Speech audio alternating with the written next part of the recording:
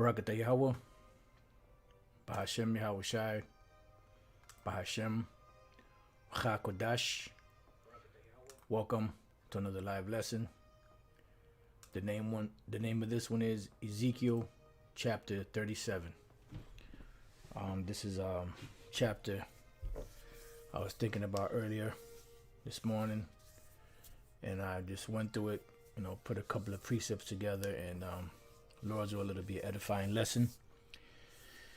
Ezekiel 37 chapter is a very important chapter in the ministry because it speaks about, the low state, the dead state that we've been in for a long period of time. It also speaks about how the Lord, would raise us up out of that position, and it shows the different stages of waking up in this truth. Because there are different stages. There are those that are woken up but not fully. There are those that are partially woken up, those that are halfway woken up, and those that are fully woken up. And the ones that are fully woken up are the elect according to the scriptures. So what we're gonna do is we're gonna go right to the book of Ezekiel, the 37th chapter. We're gonna start off there and take it from there. Ezekiel 37 and 1. Excuse me. It says, "The hand of the Lord, Yahweh, Bahashem Yahweh Shai, was upon me, and carried me out in the spirit of the Lord, and set me down in the midst of the valley, which was full of bones." Now, offhand, you would think that it's just talking about an actual valley, and there was a whole bunch of bones there, and that was the vision. But the pretty much this goes a lot deeper than that, Now, when you understand the geography, or layout of different mountains and hills and peaks, forests and deserts and valley, that valley is a low land, a low ground, usually between two mountains, or two hills. That indentation in between, that's the valley. So that low valley is a representation of America. And why is that? Because America is low in morals and values. They present themselves as having high standards, but they really don't. Because the highest standard that you can get is to trust in Yahweh Bashem Yahweh Shai.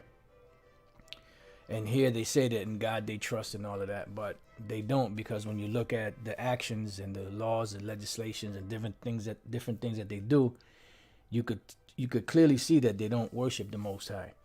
And everything about this place is a gradual degeneration of people's morals, health-wise. I mean, just everything, etiquette, everything in general, starts to demoralize from this place, America, because this is Babylon the Great, and this is that harlot that sits upon the scarlet-colored beast, And one of the scriptures we usually go to prove that this is a valley is the book of Psalms, the 23rd chapter.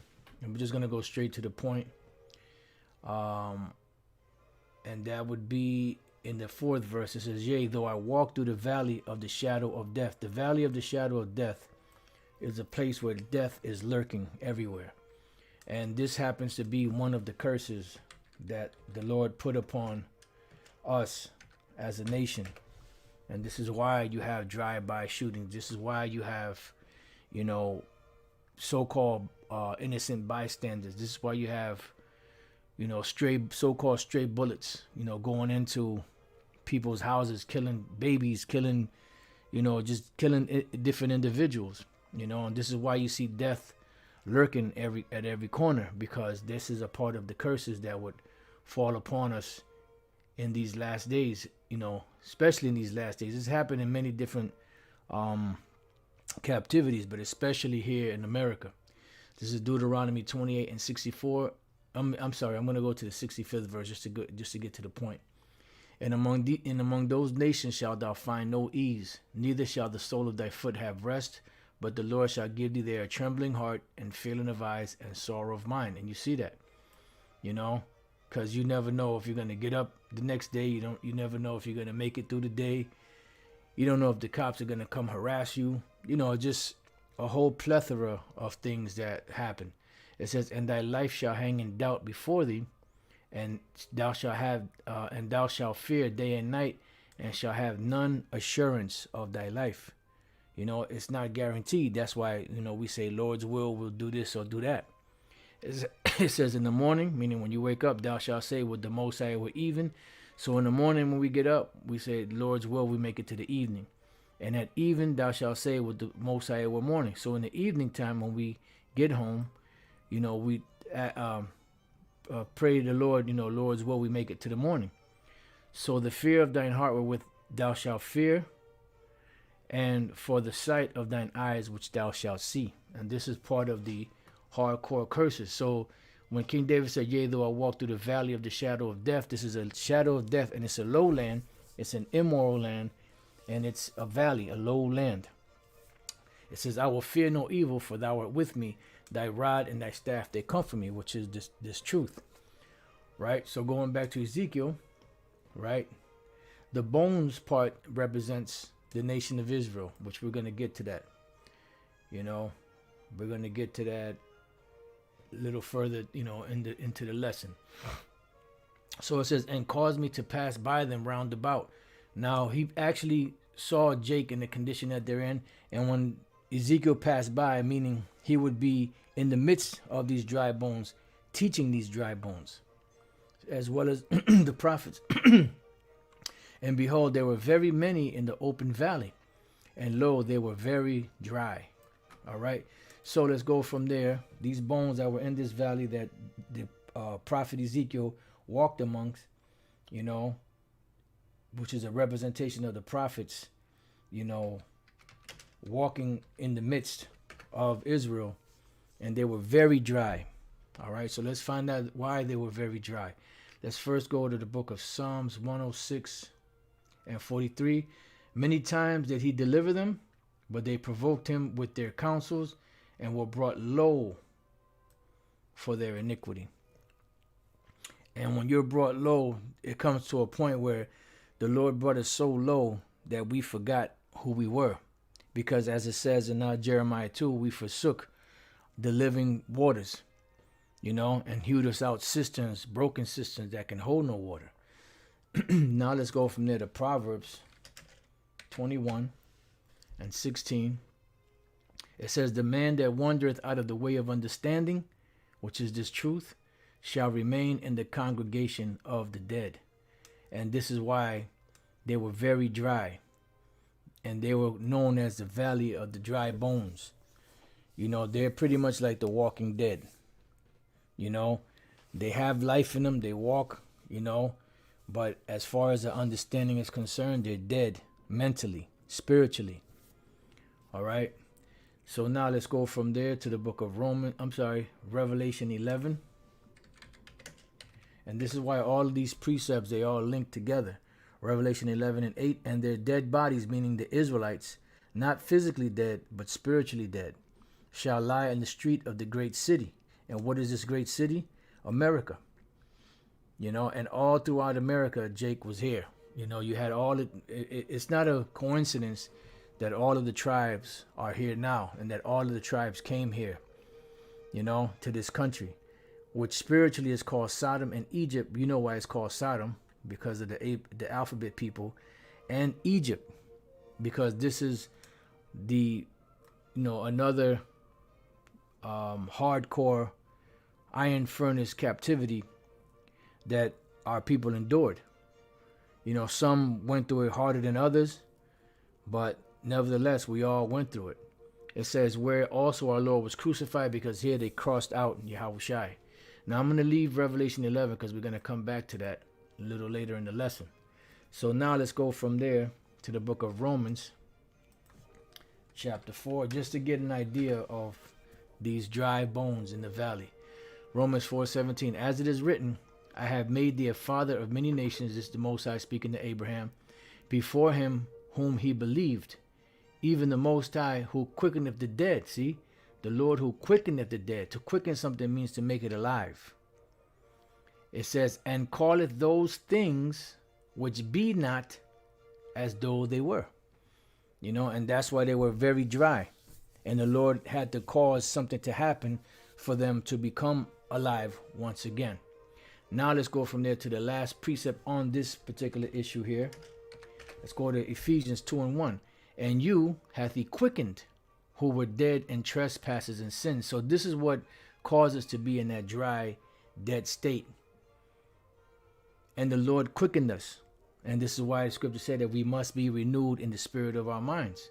It says, wherein in time past you walked according to the course of this world. See, according to the prince of the power of the air, the spirit that now worketh in the children of disobedience. And pretty much we became the children of disobedience at one time, because the actual children of disobedience is Esau, the Edomites. But that title passed on to us because we became so rebellious that we became the children of disobedience. It says, among whom also we all had our conversation in times past in the lust of our flesh, fulfilling the desires of the flesh and of the mind, and were by nature the children of wrath, even as others. And until the Lord quickened us, woke us up from this dead state. Okay, so it goes on to say, but the Most High, who is rich in mercy, for his great love wherewith he loved us, even when we were dead in sins, hath quickened us together with Yahushua. By grace you are saved. So we're looking at, you know, the progression from being in a dead state to coming out of that dead state to being fully revived.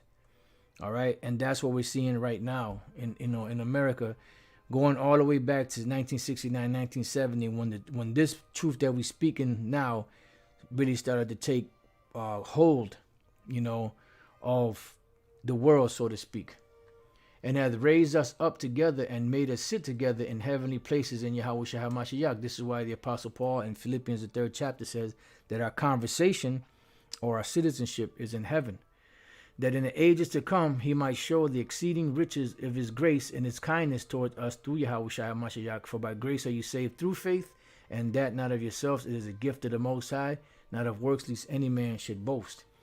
It says, for we are his workmanship, created in Yahushua HaMashiach unto good works, which the Most High hath before ordained that we should walk in them. Yeah, because that's what's going to lead to eternal life, you know, bringing us out of that dead state. So now let's go back to Ezekiel 37, and let's go to the 3rd verse now, because it said they were very dry, meaning they were extremely gone. And you see that with Jake today. You still have some Jakes out there that are very dry.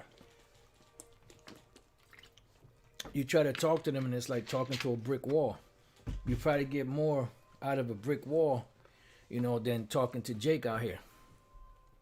So it says, and he said unto me, son of man, can these bones live?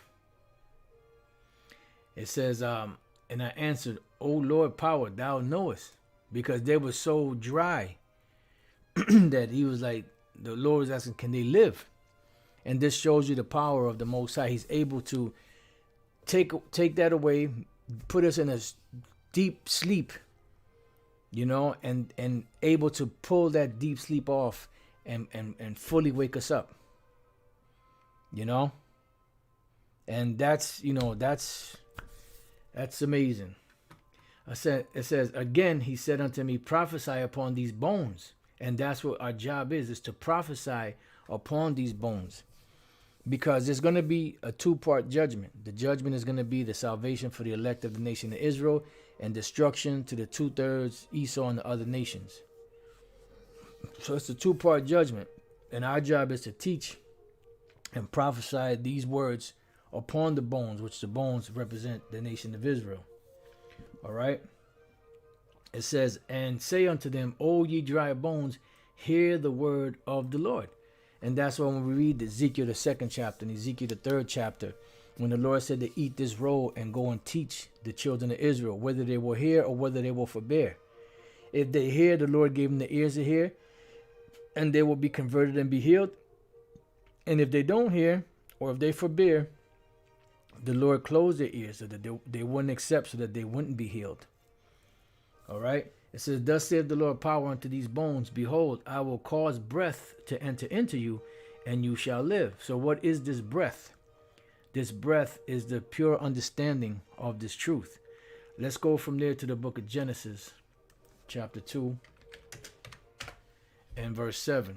It says, and the Lord power formed man of the dust of the ground.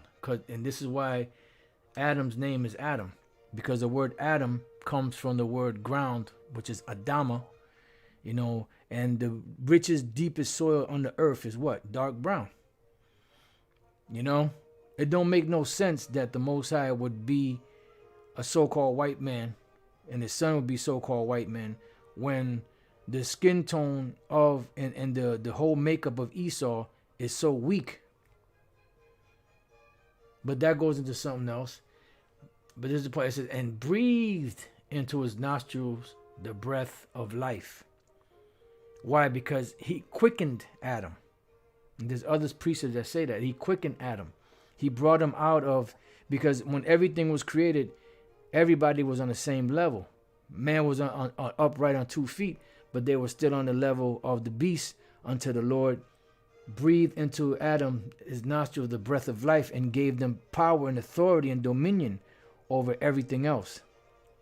It says, and man became a living soul. Why? Because he was no longer in that dead state.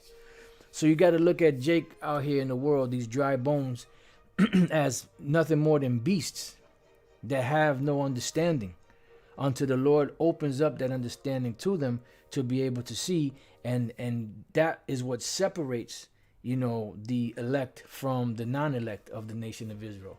So let's go from there. Let's go to the book of Sirach. Let's go to Sirach, or Ecclesiasticus, chapter 17. We're going to jump around a little bit. I'm going to read the first verse. It said, the Lord created man of the earth and turned him into it again. Right? Verse 5.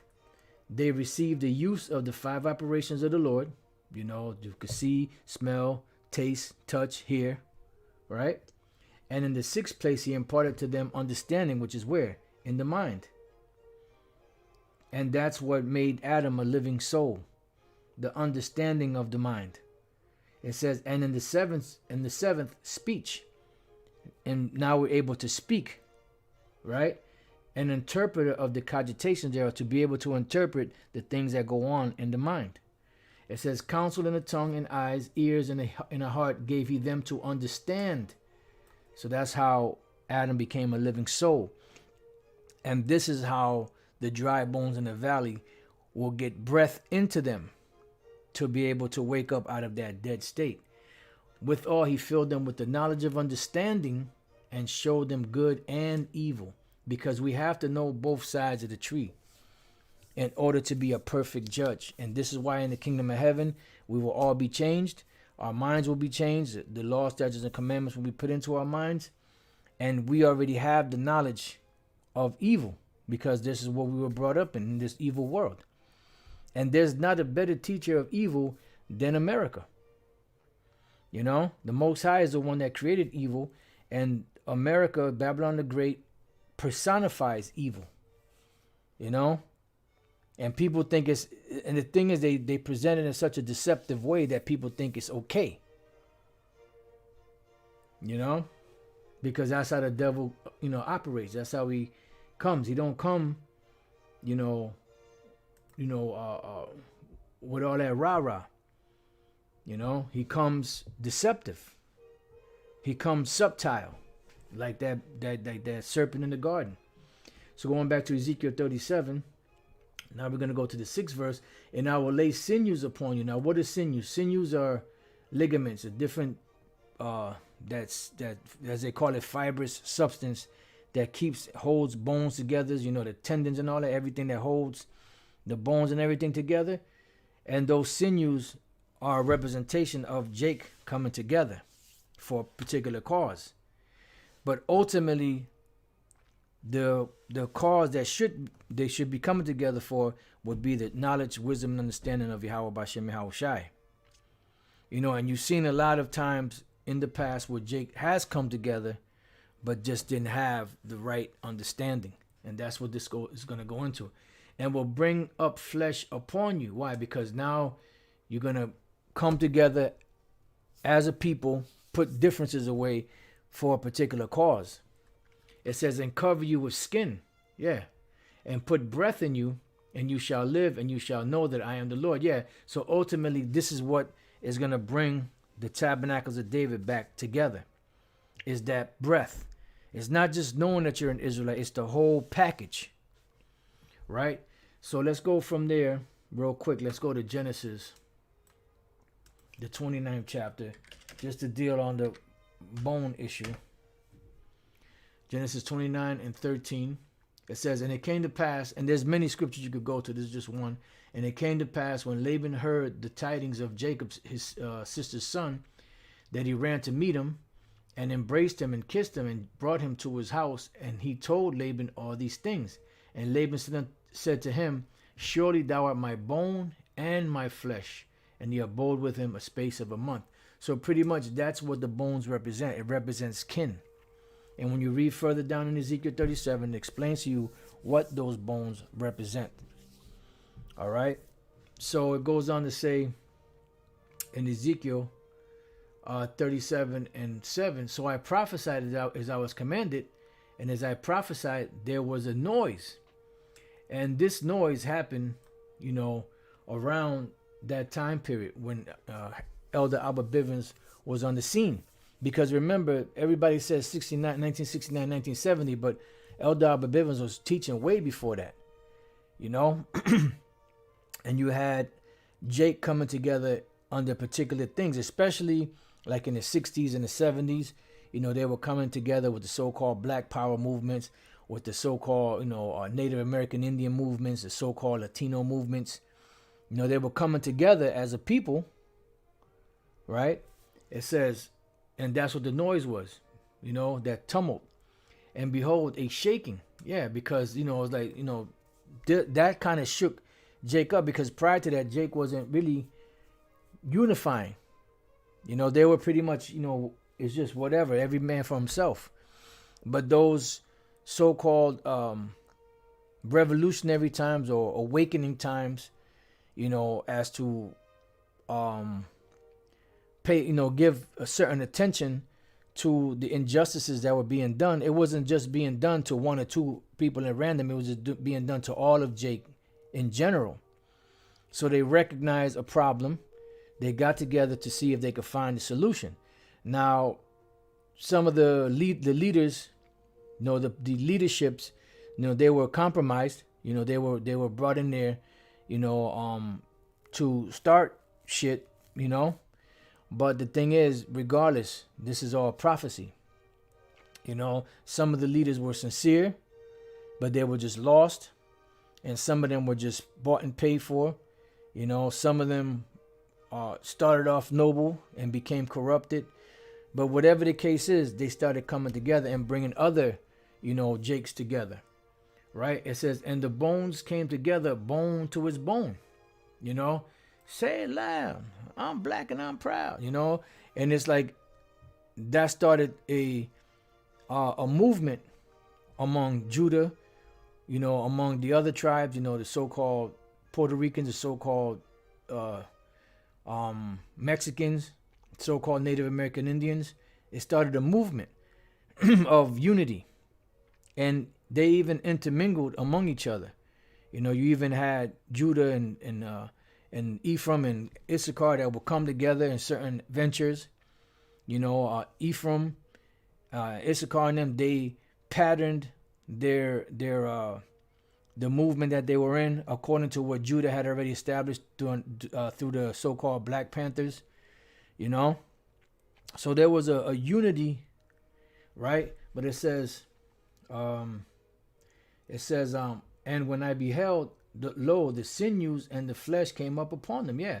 So they started to awaken. They started to stand up for themselves. They started to find some type of identity or identifying the same problems with each other.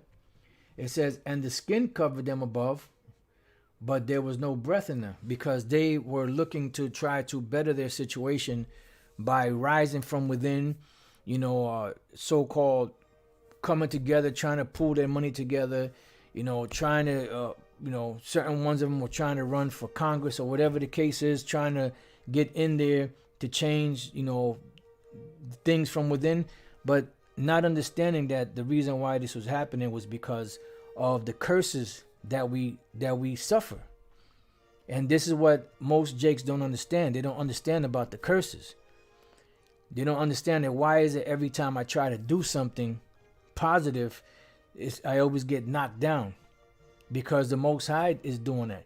When we read the book of Haggai, I believe it's the first chapter, the Lord said you're gonna make money, but you're gonna put it into a bag with holes because I'm gonna blow upon it. And that's what happens. So for a long time, Jake wasn't really getting anywhere. And they did not understand or recognize that the reason why is because they're Israelites and because they were under curses. So that's why I said that there was no breath in them. They had for some of them that were sincere, they had a noble idea, but, they still were lost. It says, then said he unto me, prophesy unto the wind, prophesy, son of man, and say to the wind, thus saith the Lord, O power, come from the four winds, O breath, and breathe upon these slain, that they may live. And that's exactly what happened. And then the Lord magnified it and sped it up when it came down time for the so-called internet to be created. But prior to that, it was all just street ministry, word of mouth. People were waking up, and it's no coincidence that it started in Harlem, because Harlem in New York is, spiritually Jerusalem. So let's get a couple of precepts on that. Let's go to the book of Romans, chapter 10 and verse 18. It says, but I say, have they not heard? Yes, verily, their sound went into all the earth, and their words unto the ends of the world. Because the words, this spirit, is what's doing the quickening. Matter of fact, let's get that real quick. Let's go to St. John chapter 6, verse 63. And it says, it is the spirit that quickeneth. So if you can read the words in this book, you can know and quote them, but if you don't have the spirit, you will not be quickened. And this is why these plantation Christians out here, they have a zeal of the Most High, but not according to knowledge. They don't have the proper breath in them. It is a spirit that quickeneth, the flesh profiteth nothing. The words that I speak unto you, they are spirit, and what? They are life. And this is the life-giving force, is the truth, the true knowledge, wisdom, and understanding of the Bible. That's why the Lord said, I will give you passages which will feed you with knowledge and understanding. All right, now let's go from there to the book of Ezekiel 34. And 11. The restoration of Israel, right? For thus saith the Lord power, behold, I, even I, will both search my sheep and seek them out. How is the Lord searching his sheep and seeking them out? By the words in this book, because this is the quickening. This is what's going to get Jake out of that dry bone situation. As a shepherd seeketh out his flock in the day that he is among his sheep that are scattered, so will I seek out my sheep and will deliver them out of all places where they have been scattered in the cloudy and dark day. Because the Lord is allowing his prophets to come out here, allowing his words to be broadcasted to seal the elect, so that once the elect is sealed, what does it say in Revelation 7? Then the destruction can come. You see, this is before it's in the cloudy and dark day, because when the cloudy and dark day comes, that's it. It's going to be finished. So let's go back to Ezekiel chapter 37, and now let's go to 10. So I prophesied as he commanded me, and the breath came into them, meaning the proper breath. So no longer were they calling themselves Black Panthers, Blackstone Rangers, the Brown Berets, the Young Lords, and all those different names that the AIM, in the American Indian, movement. None of that. They were coming together as Judah, Benjamin, Levi, Simeon, Ephraim, Gad, Manasseh, Reuben, Naphtali, Asher, Issachar, whatever tribe they're from. And the first ones that woke up were the tribe of Judah. Why is that? Because the Lord said he would save the tents of Judah first. And this is why Yahushua came to who first? To Judah. Then the rest of the tribes. And then Judah comprises of Judah, Benjamin, and Levi. And then the rest of the tribes, which is the northern kingdom, didn't come till later. Because the Lord was going to establish his primary, or his the head of the nation of Israel as far as tribe is concerned first. So that the rest of the tribes couldn't magnify themselves against, Judah. So it says, and they lived and stood up upon their feet, an exceeding great army. So this is a certain portion of these bones that received the true breath, and they stood upon their feet. And that's why Esau is nervous now. That's why I wanted to leave Ezekiel, Revelation 11. I'm going to read the 9th verse. And they of the people and kindred and tongues and nations shall see their dead bodies 3 days and a half, which is 350 years, and shall not suffer their dead bodies to be put in graves, because they didn't give them rest. They didn't give them that breath. But Yahweh Bashem Yahushai did. Right? Now I'm going to just jump to the 11th verse. And after 3 days and a half, and this is when it happened, to the day. Because when you go back, Judah, Benjamin, and Levi, southern kingdom, was already being brought over here prior to 1619, 1620, or as early as I think it's the 1500s. They were already being shipped around. But 1619 is when the bulk of the 1619, 1620, that's when the bulk of the slaves were brought over here.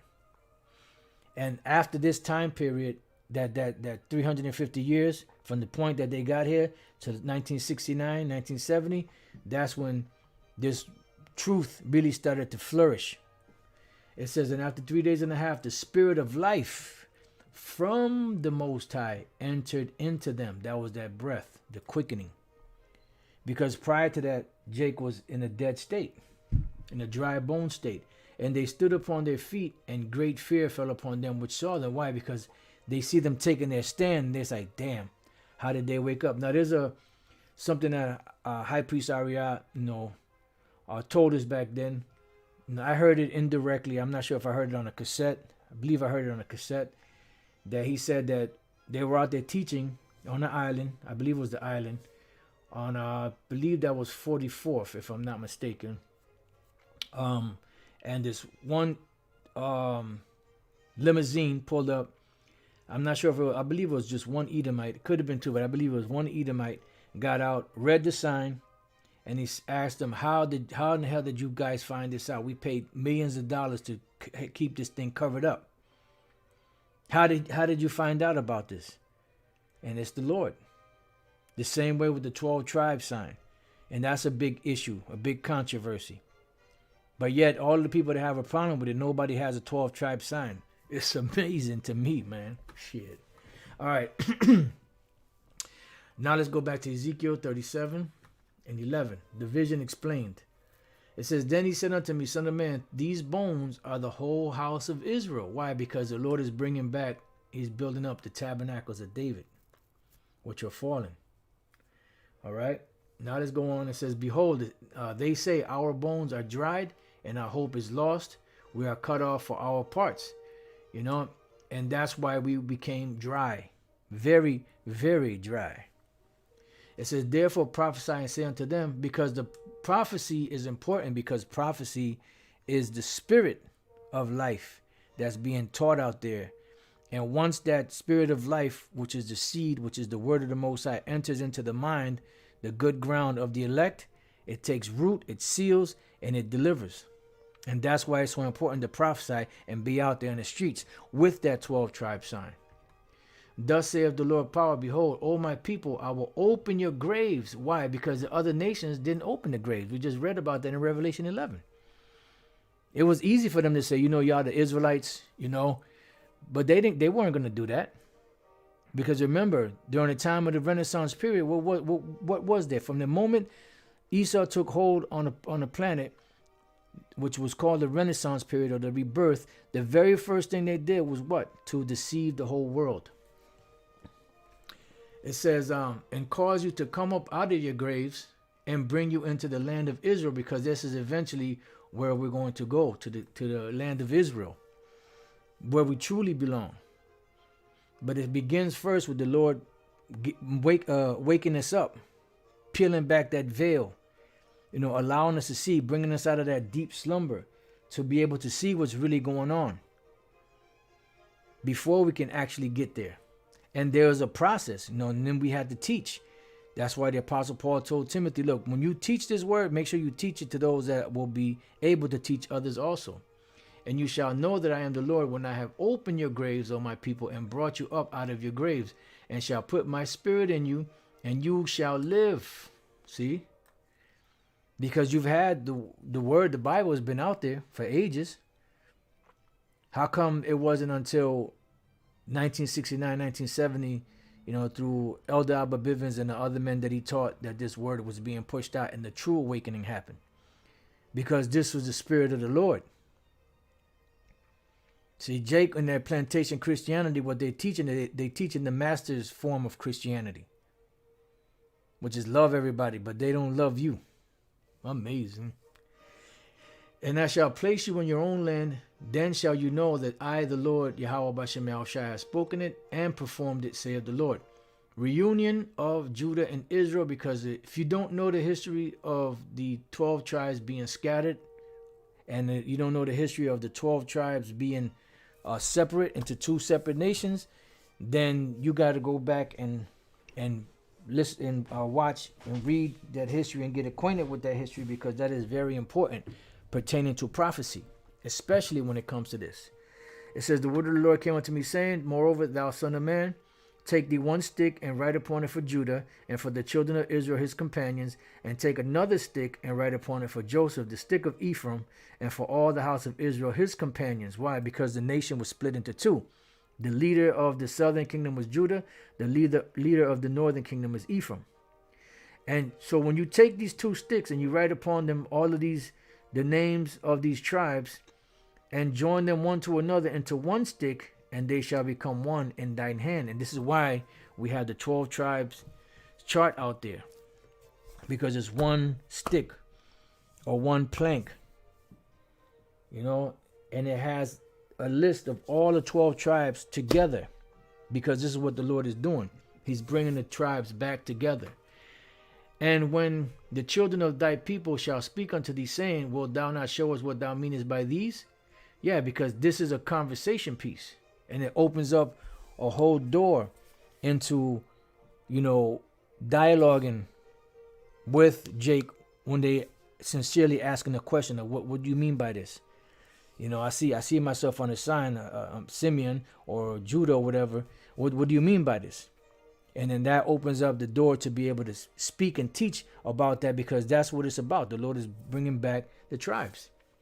Say unto them, thus saith the Lord power, behold, I will take the stick of Joseph, which is in the hand of Ephraim, and the tribes of Israel his fellows, and will put them with him, even the stick of Judah, and make them one stick, and they shall be one in mine hand. All right.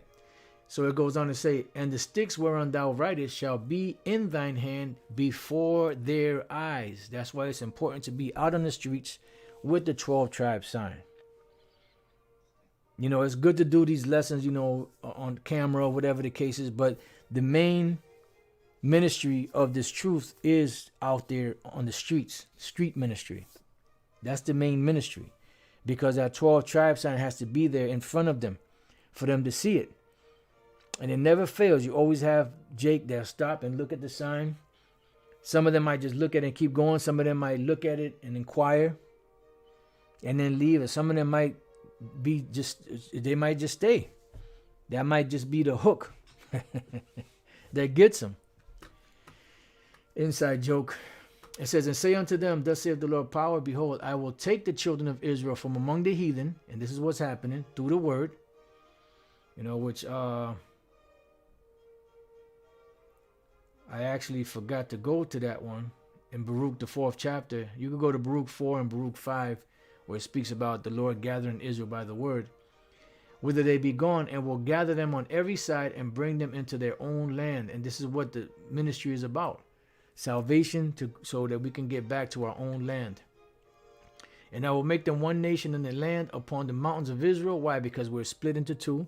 And one king shall be king to them all. That's King David.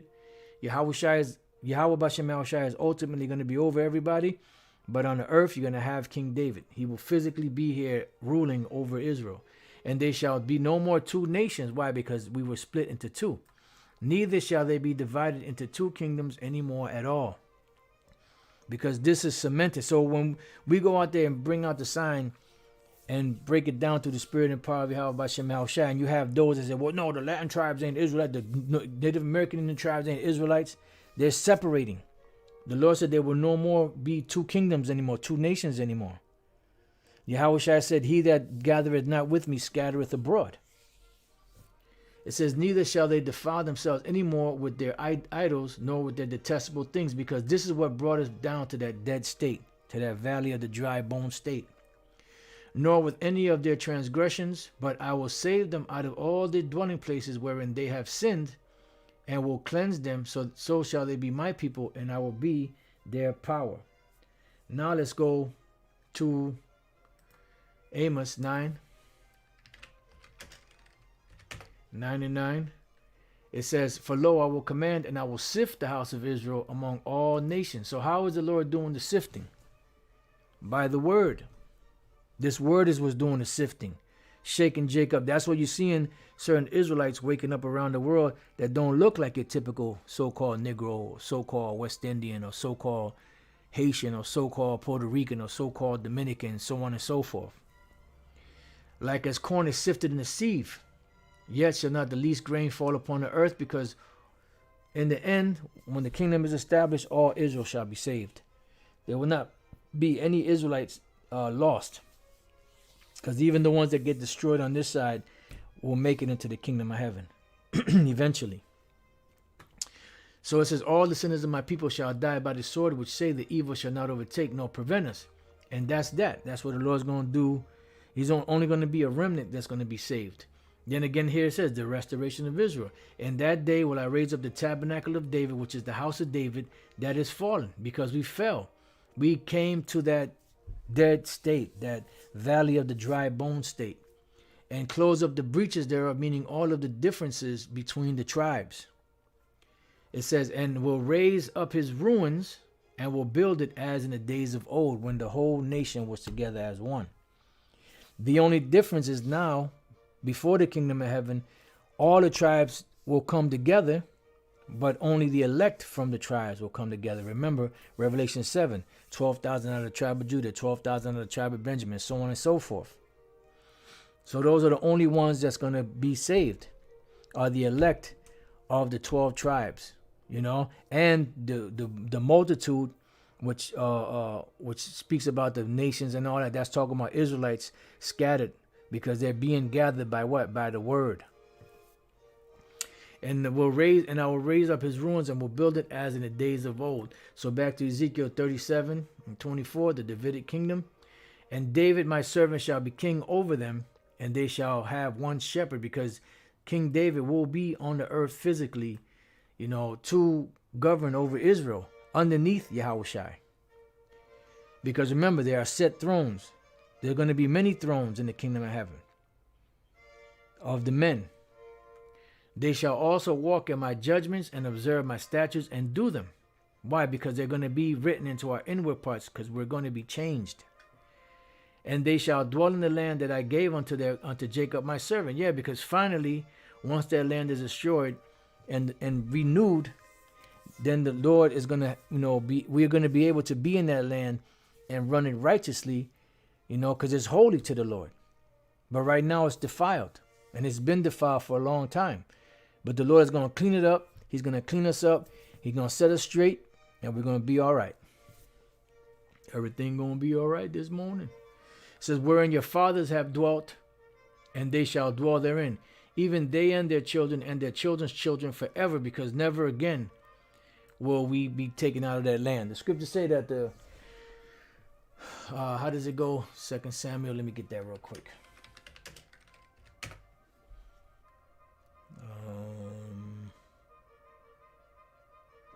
2 Samuel 7:10. Moreover, I will appoint a place for my people, Israel, and will plant them, that they may dwell in a place of their own, and move no more. Neither shall the children of wickedness, Esau, afflict them anymore as before time. All right? All right. So it says, and their children forever, their children's children forever, and my servant David shall be their prince forever. Ezekiel 37:26. Moreover, I will make a covenant of peace with them. It shall be an everlasting covenant with them, and I will place them and multiply them, and will set my sanctuary in the midst of them forevermore. My tabernacle also shall be with them. Yea, I will be their power, and they shall be my people. And that's why we're no longer going to have the Ark of the Covenant there, because Yahushua is the Ark of the Covenant now. We're not going to have the sanctuary and the temple there. It says in Revelation 21 that there's not going to be a temple there, because the Most High and Yahushua's presence is there. Because the reason for the temple was in the Holy of Holies, to be set up with the Ark of the Covenant, with the cherubims and the mercy seat, was for the appearance of the Lord to come there to show his mercy upon us during the Day of Atonement, when the high priest would go in there and offer sacrifices for our sins. But the Lord is going to be there with us, because we're going to be perfect. We're not going to need to have an intercessor anymore to plead our cause, because the Lord is going to perfect us. That's why I said we shall be his sons and daughters. It says, and the heathen shall know that I, the Lord, do sanctify Israel, where my sanctuary shall be in the midst of them forevermore. Yeah, because no longer are these nations going to jump up and claim that to be us. No longer are these nations going to be able to jump up and treat us like crap. They're going to be like, damn, those are the people of the Lord, truly. And they're going to acknowledge it like they acknowledged it in the past, but even greater. Because not only are we going to be changed physically, spiritually, mentally, laws, statutes, and commandments put into our minds, but we're going to have spiritual power. We're going to have a glow around us. We're going to be magnified greatly. That's why King David said, man, I can't wait till I wake up with your likeness. You know? So there's going to be a great magnification. First and foremost of Yahweh B'Shem Yahushai, and then of us, the Israelites. You know? And this is how it was supposed to be from the beginning, but we had to go through this trip. We had to go through this fall.